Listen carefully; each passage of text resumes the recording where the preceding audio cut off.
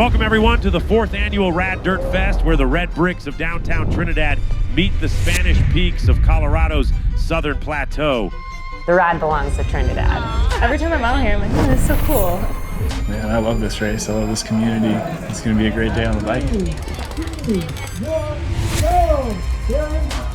They are rolling into this chicane at a little bit about 20 miles an hour.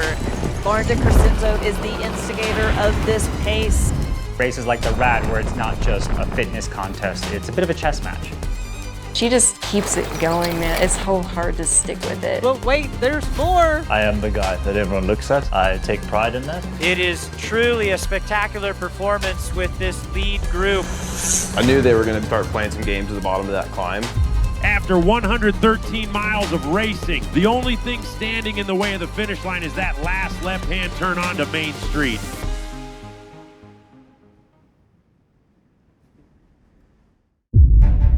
We're here at the 4th annual Life Time Grand Prix Dirt Fest here in Trinidad, Colorado.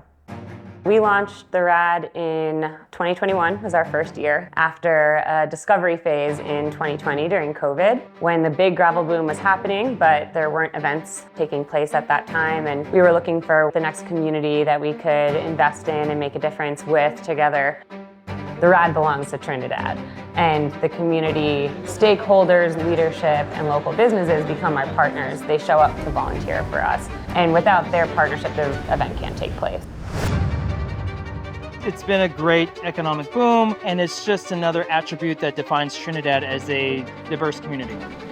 Trinidad community, bicycles, bike life, bring everybody together. You know, a lot to like about it. Trinidad is the perfect place to come to enjoy yourself, bring your family. Bike riding is the ultimate here. We look for communities that would otherwise be undiscovered, and I think that have a commitment to growth, and we found that here with Trinidad. Yeah, we've arrived at the Rad, second last stop in the Grand Prix. Trinidad gravel is awesome. I've still got good confidence for the weekend, and the race suits me, and I'm hanging on to faith that these last two I'm going to climb the leaderboard. This is going to be an awesome day of bike racing, gravel racing here in Trinidad, Colorado. Beautiful Spanish peaks, grand mesas. These racers are out for a spectacular race in southern Colorado. I couldn't agree more. The Rad Dirt Fest is now the 5th stop in the Lifetime Grand Prix and is looking to be hot from the start. Before we get a look at the action, let's take a look at the Lifetime Grand Prix leaderboard brought to you by SBLI.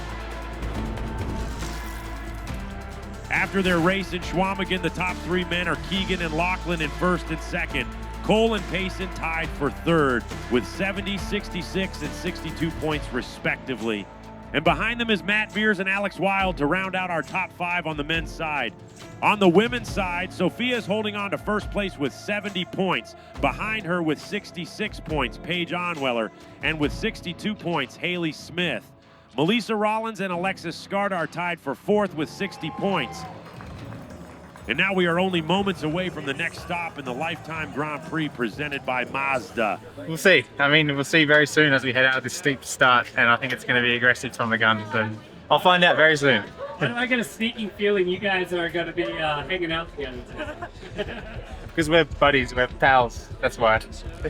Even if you're dying 1,000 deaths out there, you just look over, have some nice mountain views, try to tone it down a bit. I think people are hungry for points. The top 10 of the Lifetime Grand Prix is really close. Even the podium's up for grabs. And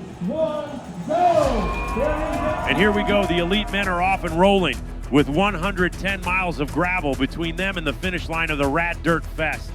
Taking a big old punchy climb here. This thing's about 20+%. This will set them up with some really good visibility. The group is tight. There's a lot of energy in this. They are rolling into this chicane at a little bit about 20 miles an hour, and this is where it starts to really pay your dividends for pre-riding that course. We're hearing some riders may have made contact as they are crossing the dam road.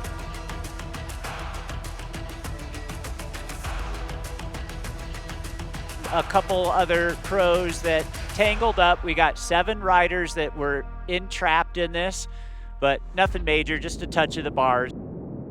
We are roughly 6 miles in, where the men will now go through Trinidad State Park, and we will pick them back up on the other side.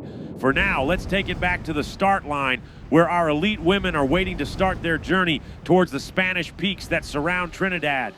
This is going to be an awesome day of bike racing, gravel racing here in Trinidad, Colorado. Beautiful Spanish peaks, Grand Mesas. These racers are out for a spectacular race in southern Colorado. 6, 5, 4, 3, 2, 1, go! Good morning from Trinidad, Colorado, where we are off and running with 113 miles of the stubborn Dolores course today. Over 10,000 feet elevation gain. It's going to be a heated race out there today.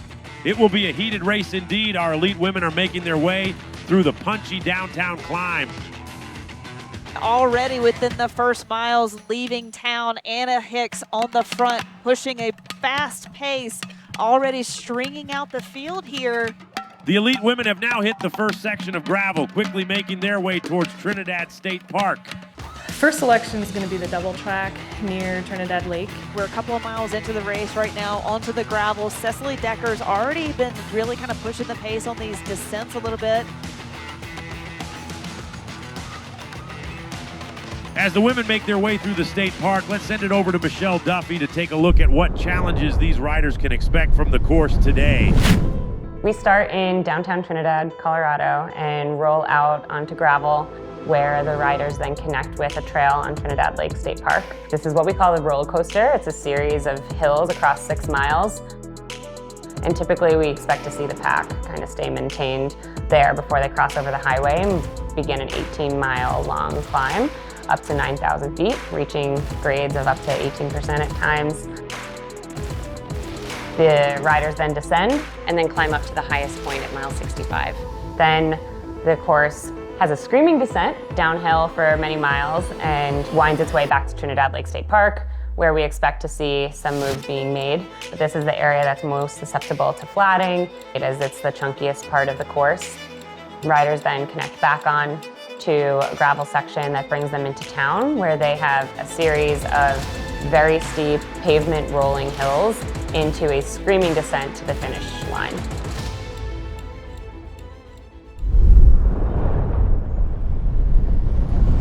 We're catching back up with the men's group coming out of Trinidad State Park, with some of the faster riders moving to the front as we move into the next section of the course. Keegan Swenson just doing what he does best, the marked man.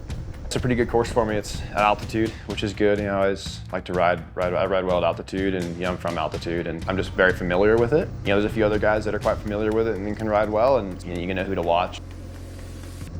The group got up to about 19 riders now, 16 miles in. Some sort of a group going on up front now, and Keegan is not in that group at the moment.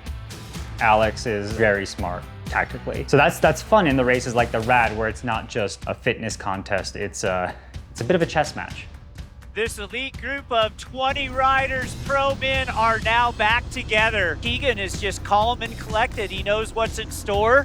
He really didn't burn any matches to try and close that down. So we are starting our climb. Trying to get a view of Alex House, who got off the front on this climb. The lead group cannot see him. Howes is a threat up here. He's relatively good at altitude, and he's a really experienced racer. Personally, I like to kind of poke the bear a little bit. Do it to them before they do it to you, We get to the Rad, and it's like, well, good, let's play some games. Get right here. Good. So as the men prepare to clear the aid station, let's check the leaderboard brought to you by SBLI. As these riders prepare to head to the top of the Spanish Peaks, Alex Howes is out in front with Kellen, Peter, and Keegan leading the chase. Let's check back in with the women as they are coming out of the state park and turning north onto Highway 12. So we go across the pavement and we're starting the gradual climb on the stick of the lollipop, and nobody wanted to go to the front. A real lull, sitting up like stupid slow. And then a few people started to test the group, see if anyone would go. Lauren went off the front. Lauren de Crescenzo is the instigator of this pace. And kind of closed it down, and she did it a few times. There are splits in the group. People are trying to hold wheels. It is dusty, loose gravel roads right now. Everyone is still connected, but again, those minor gaps and separations add up over the day. Our elite women are now approaching the top of the big climb around mile 60. You just kind of feel it in your soul, you know? You're like, this is the time. This is the moment of urgency. All right, Lauren de Crescenzo has a bit of a gap off the front of this group. Anna Hicks is up there. Melissa Rollins up there kind of trying to set pace back to her. She just keeps it going, man. It's so hard to stick with it. And so none of us could hang, and she just gapped us. As we started climbing more, the pace got gradually harder and people started to fall off. So the group started to dwindle. Lauren de Crescenzo is pushing hard, and last we heard, she had about a 1.5 minute gap on the rest of the field. We are only 40 miles into this race. Will she be able to hang on to that gap going up the longest climb of the day?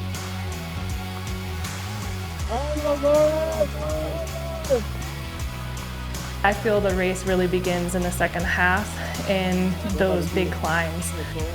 So as the women make it through the mile 43 aid station, let's take a look at the leaderboard brought to you by SBLI. We still have Lauren de Crescenzo pushing the pace out front with a group of 10 behind her. This group includes Sofia, Melissa Rollins, Sarah Sturm, and Paige Onweller, just to name a few. We're picking it back up with the men after the big climb, and Alex's gap has been closed. Keegan has now kind of commanded the group here and brought in Griffin with him. And you can also see Pete Stetina sitting right there with Griffin. Brenda Johnson, hydration pack, ready to go. Alex House had some sort of a mechanical looking down at the drivetrain. And check it out. The defending champion, Alexey Vermeulen, has bridged up enough to be able to see the leading 8 in front on this climb. But he's just pulling over right now. So let's see what Alexey has going on. Front tire, oh my God, the worst timing ever for Alexey. Back up with the lead group here. It looks like Stetina just finished with his pole, putting it back on Keegan. Keegan not afraid today to do his fair share. Griffin Easter just sitting pretty all day long with the power. Absolutely matching every move that needs to be made. What a bummer to see Finn. Here's Finn also dropping off the pace. It looks like our elite men are approaching the top of the climb around mile 60.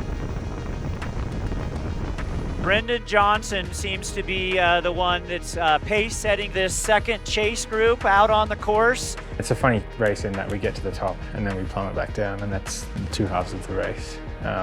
And I like that slow burn from the start to the top of the hill. It creates different dynamics in the group, and there's lulls, and yeah, it really starts to set in as you get towards the top. And then I think the group that goes over the top is the one that goes to the finish.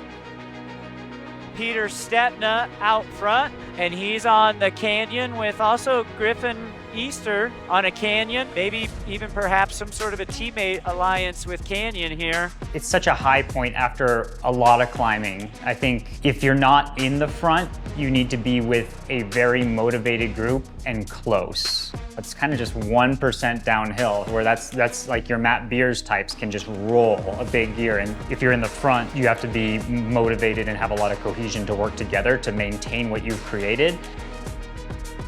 Let's take a look at Matthew Beers' data from his Garmin devices as we watch him pushing it on the tarmac. It's impressive how he's able to hold such a high average power. If I'm in a group and it is suited to my, 1% just letting it eat, I am the guy that everyone looks at. I take pride in that, but also not burn my matches. As the men continue their descent back into town, let's take a look at the leaderboard presented by SBLI. At the 81-mile mark, Peter is holding on in front with Griffin and Keegan close behind. And Matthew Beers and Brendan Johnston round out the top 5. As we catch back up with the women after the biggest climb of the day, let's hear what Lauren Hall is seeing out on course.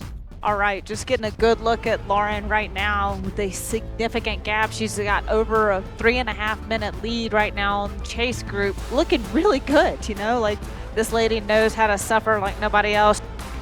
I like riding solo. It's one of my favorite things to do, just go for a Lauren ride for 4 to 5 hours. So I do all the time. This is the chase group. They are 4.5 minutes down on Lauren de Crescenzo. Sofia is driving the pace of this group, and she's dropping Cecily Decker and Melissa Rollins right now. This is a bit of a stair-step climb before they go back towards the lake.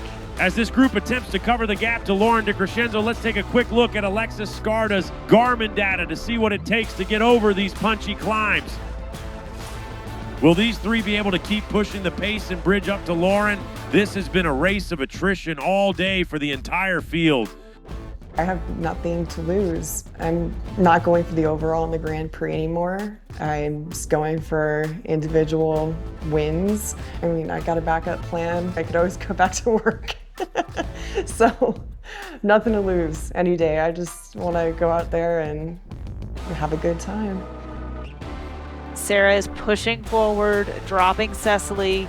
Sofia, meanwhile, is up ahead, sitting on Alexis' wheel and constantly looking back. We were able to make a gap on Sarah on the descents. Let's see if Cecily can continue her push forward towards Sofia and Alexis. You always wonder, like, if I was a better descender, was able to be with the chase group behind Lauren, I guess, would I be able to have duked it out at the end? Here comes Alexis, Sofia, and who made it back? Cecily Decker's made it back. Holy cow. Great riding by them.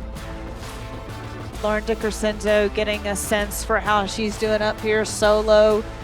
Been solo for most of the day, about mile 30. She basically rode off the front of the group. It's definitely wearing on her, but this is nothing new for Lauren de Crescenzo. We are back on pavement with our chase group of three, but it looks like the day may be done for Cecily Decker. The top 4 women have now crossed the timing mat around mile 81. Let's take a look at how the rest of the race is shaking up with our leaderboard brought to you by SBLI. We still have LDC with over a 4-minute gap. Sofia and Alexis are chasing and starting to drop Cecily Decker and Sarah Lang. Behind them, the race is starting to spread out. Let's head back over to the men to find out how this race is going to shake out. Keegan, Peter, and Griffin have broken away from the pack as they continue this descent into downtown Trinidad. It is truly a spectacular performance with this lead group. They are putting in so much effort and making it look easy today, separating themselves from the remainder of the 60-plus professionals that started the RAD today. Pete's a good bike racer, you know, especially at a race like this, like a lot of climbing, altitude, and you coast a little bit off the top of the descent, but then it's like 1% to 2% downhill. So you're just like in a big gear going fast, trying to stay small and arrow. And you know, it's a nice draft when you're in the wheel, but when you're in the wind, you have to push quite hard to like keep the pace high. It was Griffin, Keegan, and myself. And I was licking my lips a little bit just because this was the best case scenario for me and Griff. 2 Canyon-sponsored riders with Keegan. We finally have the number advantage, and we needed to manipulate that. The idea is one goes and teammate in the moment, if you will, literally plays poker and says like, nah, Keegan, you can do it. I'm gonna sit on. And then if Keegan does commit and bring him back, the next one goes. And ideally you do that a couple times and eventually Keegan's just chasing the whole time and he breaks. Griff was hurt and he tried first. Made Keegan accelerate once. I kind of dropped off the back before that hill, took a run at him.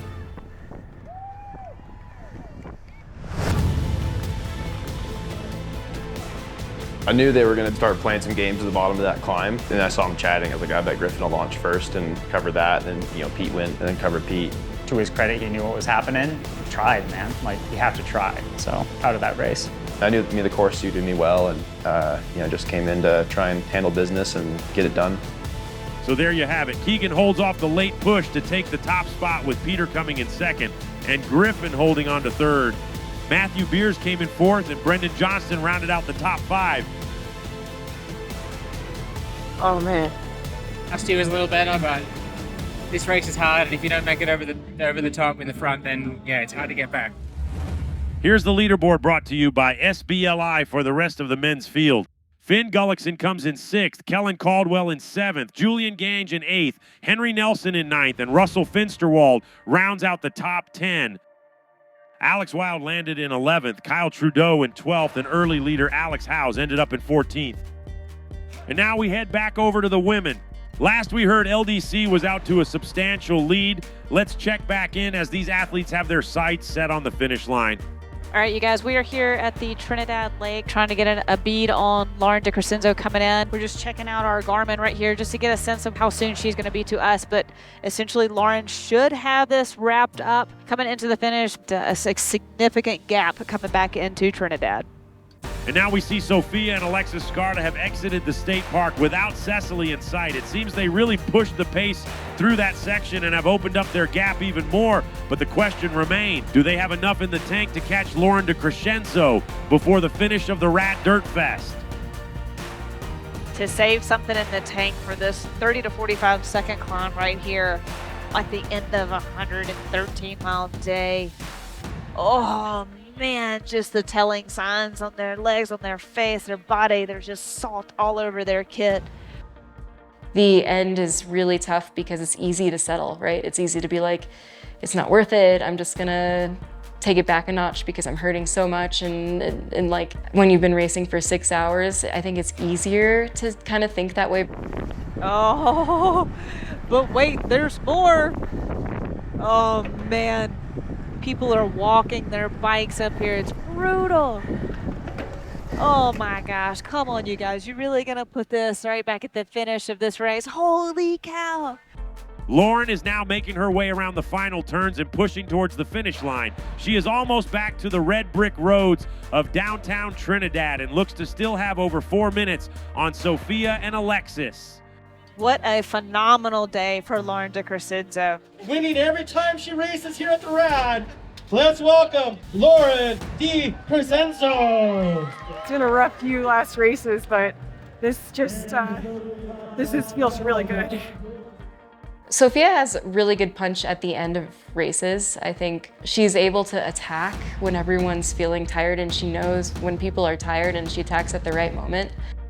Cecily's coming hard right here. There she goes right now, up the climb, trying to make it back. And there is Cecily Decker passing Alexis Skarda, putting herself into 3rd position.